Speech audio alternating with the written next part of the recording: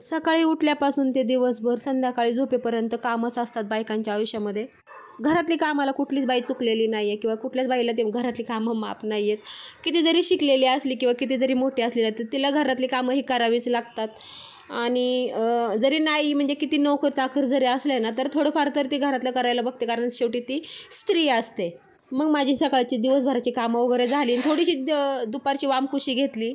वामकुशी घेतल्यानंतरच्याला 4-5च्या टायमाला जरा उठले, झोपेतून उठले, घरबीर थोडंसं आपण परत झाडू मारून वगैरे घेतला आणि झाला आपला 5-6चा टाईम. दररोजचा टाईम होतोच तो चहाचा टाईम. आपल्या महाराष्ट्रात म्हणताल ना तर 4-5चा टाईम हा चहाचाच असतो. म्हणजे 90% तर घरामध्ये चहा बनलाच जातो.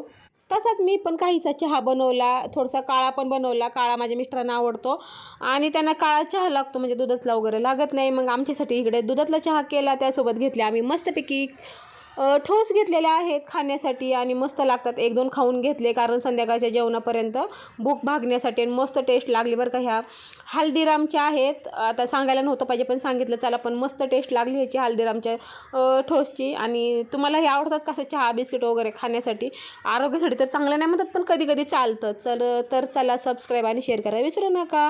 कमेंट पण करा एक छानशी.